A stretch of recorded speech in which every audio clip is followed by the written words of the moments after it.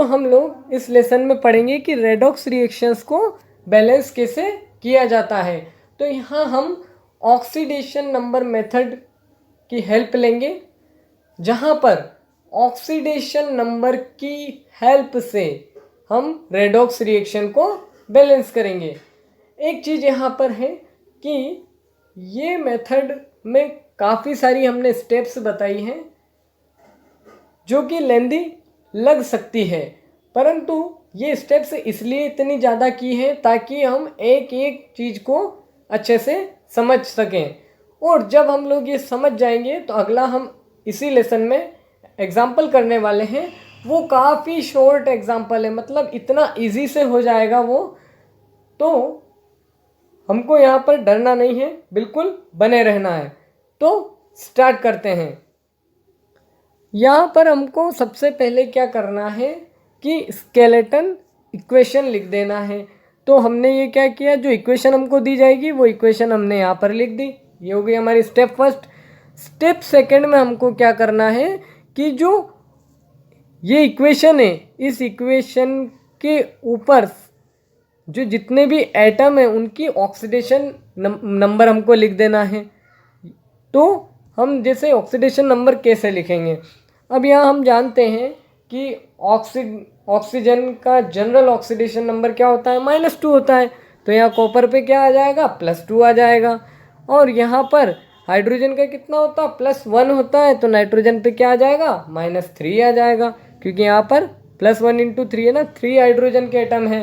तो 3 × 1 = 3, +3 चार्ज, यहाँ -3 आ जाएगा। ठीक है, यहाँ पर सिंगल एलिमेंट है और ये हमने पढ़ा हुआ है कि सिंगल एलिमेंट होगा फ्री फॉर्म में, तब क्या उसकी ऑक्सीडेशन स्टेट क्या हो जाएगी, 0 हो जाएगी। वैसे ही यहाँ N2 जो है ये भी एक फ्री फॉर्म में है, ये किसी से बॉन्डेड नहीं है। तो यहाँ पर इसकी भी ऑक्सीडेशन स्टेट क्या हो जाएगी, 0 हो जाएगी। H2O, O पे -2 चार्ज होता है, यहाँ पर हाइड्रोजन पे +1 होता है। क्लियर है, ऑक्सीडेशन नंबर हमने लिख चुके हैं। अब थर्ड स्टेप में हमको क्या करना है, चेंज देखना है कि ऑक्सीडेशन नंबर में चेंज कितना आ रहा है। तो यहाँ देखो, यहाँ पर चेंज किस किस में आ रहा है। एक तो ये कॉपर +2 0 में चला जा रहा है, ठीक है। ऑक्सीजन -2 था, यहाँ -2 ही है। नाइट्रोजन -3 से यहाँ पर 0 में चला जा रहा है, तो यहाँ भी चेंज आ रहा है। हाइड्रोजन +1 था, यहाँ भी +1 है। तो मेनली यहाँ कॉपर और नाइट्रोजन की ऑक्सीडेशन नंबर में चेंज आ रहा है। तो हमने यहाँ पर नेक्स्ट स्टेप में ओनली उनके ऑक्सीडेशन नंबर लिखे हैं जिनकी ऑक्सीडेशन नंबर में चेंज आ रहा है, या हम लोग सारे ऑक्सीडेशन नंबर भी लिख सकते हैं, पर मेनली हमको पता तो यही करना है ना जिनमें चेंज हो रहा है। तो यहाँ पर देखो, ये +2 से 0 में गया, मतलब इसकी ऑक्सीडेशन स्टेट या नंबर में कमी आई है, मतलब इसका रिडक्शन हुआ है। उसी टाइप से ये -3 से 0 में गया, मतलब ऑक्सीडेशन नंबर में इंक्रीमेंट हुआ है, मतलब इसका क्या हुआ है, ऑक्सीडेशन हुआ है। तो हमने ये चीज़ पता कर ली कि जो कॉपर है उसका तो रिडक्शन हुआ है और ये नाइट्रोजन इसका ऑक्सीडेशन हुआ है। अब हमको क्या करना है कि जो एटम जिनके ऑक्सीडेशन और रिडक्शन जिनमें हो रहा है उनको बैलेंस करना है। तो क्या चीज़ बैलेंस करना है, देखो अब यहाँ देखो कॉपर है, एक कॉपर था, यहाँ भी एक कॉपर है। यहाँ पे नाइट्रोजन एक है, पर यहाँ पे नाइट्रोजन कितने हैं, 2 हैं। तो मतलब हमको यहाँ पर इसको सबसे पहले 2 लिख देना है। बाकी हमने कुछ नहीं किया है, ये इससे बिल्कुल सेम है, बस यहाँ पर हमने 2 लगा दिया है, क्योंकि यहाँ पर 2 नाइट्रोजन आ रहे थे, N2 आ रहा था ना।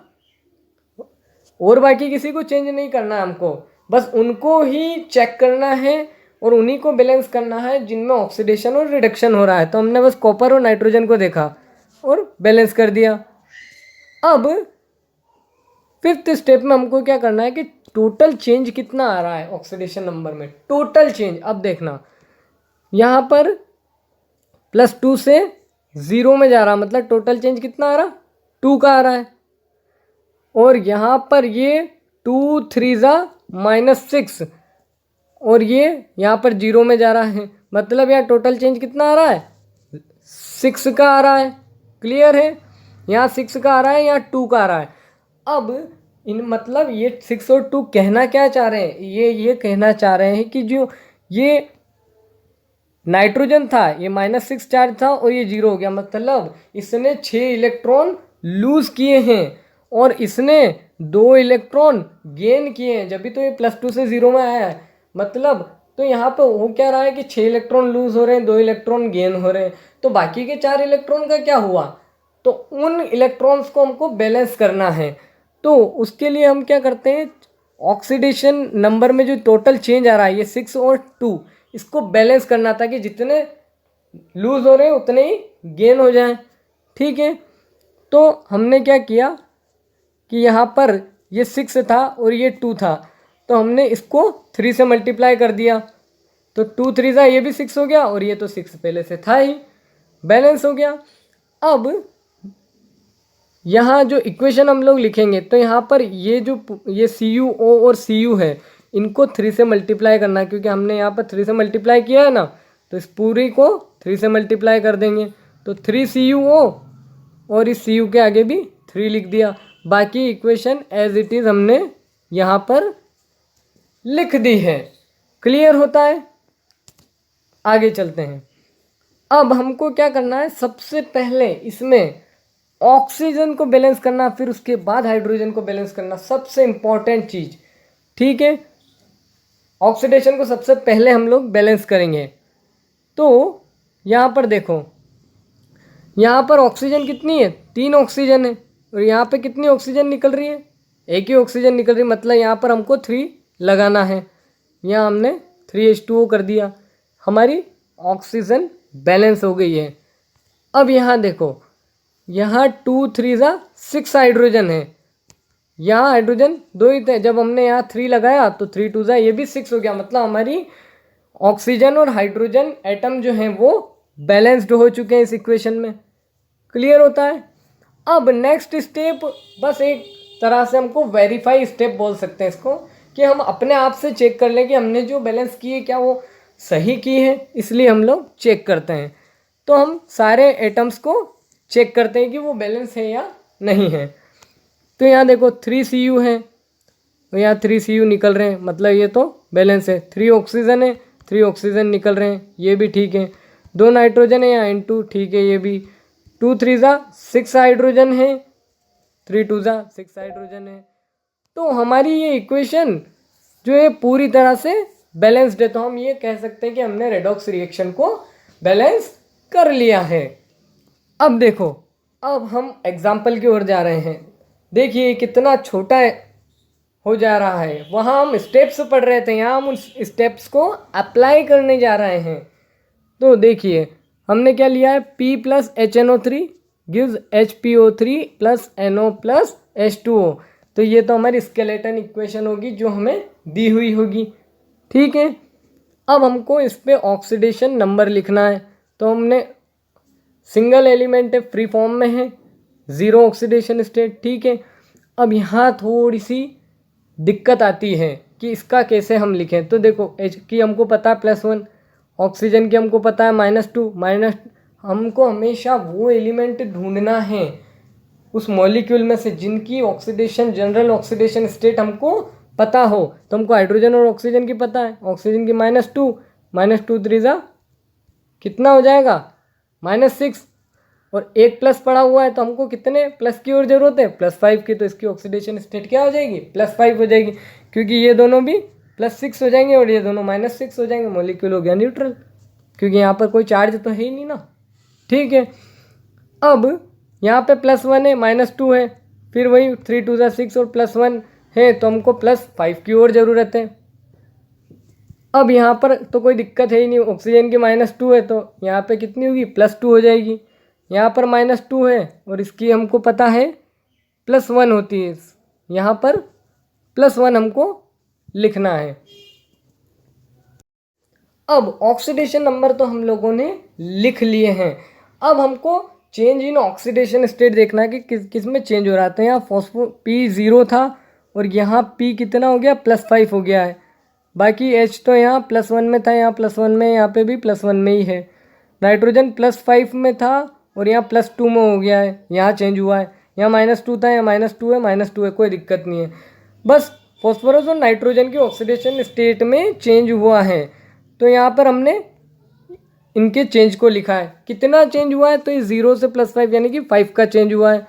ये +5 से +2 हो गया है, मतलब 3 का यहाँ पर टोटल चेंज हुआ है। अब हमको क्या करना है, बैलेंस करना है। किनको, जिनका ऑक्सीडेशन हुआ है और जिनका रिडक्शन हुआ है। तो यहाँ पर चेंज किन किन में हुआ है, फॉस्फोरस और नाइट्रोजन। यहाँ पर एक फॉस्फोरस है, यहाँ पे भी एक ही मिल रहा है, यहाँ पे एक नाइट्रोजन है, यहाँ पे भी एक ही मिल रहा है। ठीक है, ये बैलेंस्ड है। अब उसके बाद हमको टोटल चेंज देखना है। तो टोटल चेंज तो हम यहाँ पर लिख ही चुके हैं। अब इस टोटल चेंज को बैलेंस करना है। तो यहाँ पर देखो, यहाँ पर क्या हो रहा है, ये 5 इलेक्ट्रॉन यहाँ पर लॉस हो रहा है और यहाँ पर 3 इलेक्ट्रॉन गेन हो रहे हैं। तो बाकी के 2 इलेक्ट्रॉन को हमको बैलेंस करना है। तो हम इसको काय से मल्टीप्लाई कर दें, 3 से, और इस वाले को काय से मल्टीप्लाई कर दें, 5 से, और इसको 3 से कर दें। ठीक है, तो ये भी 15 हो जाएगा, ये भी 15 हो जाएगा। क्लियर होता है। तो अब हम जो इक्वेशन लिखेंगे, तो यहाँ पर किसको, इस P और इस H3PO3 को काय से मल्टीप्लाई करेंगे, 3 से। तो यहाँ 3P और 3HPO3 हमने लिख दिया है। अब ये HNO3 और NO जो हैं, इनको काय से मल्टीप्लाई कर रहे हैं हम, 5 से। तो 5HNO3 और 5NO लिख देंगे, और H2O को तो एज इट इज़ हमने लिख दिया है। अब यहाँ पर हम लोग चेक कर लेते हैं कि क्या सभी एलिमेंट या एटम बैलेंस्ड है या नहीं। तो देखो यहाँ 3P है, 3P यहाँ पर हमको मिल जा रहे हैं, 5H हैं, 3H ये हैं, और 2H यहाँ पर हैं, 5 हैं। इससे पहले, ठीक है, और 5N है, तो 5N यहाँ पर भी मिल जा रहे हैं। 5 3 15O है, 3 3 9O, 9 और 5 14, और एक 15O हमको मिल जा रहे हैं। तो हमें यहाँ ऑक्सीजन और हाइड्रोजन को बैलेंस करने की ज़रूरत ही नहीं, क्योंकि सारे एलिमेंट क्या है, बैलेंस्ड है, बिल्कुल है। तो कितना सिंपल था ये सब कुछ। बस स्टेप्स थोड़ी लेंदी हो सकती है, बाकी जब हम एग्जाम्पल के थ्रू उसको समझते हैं तो काफ़ी सिंपल हो जाता है। क्लियर होता है यहाँ सभी को। तो ये इक्वेशन हमारी हो गई बैलेंस्ड इक्वेशन।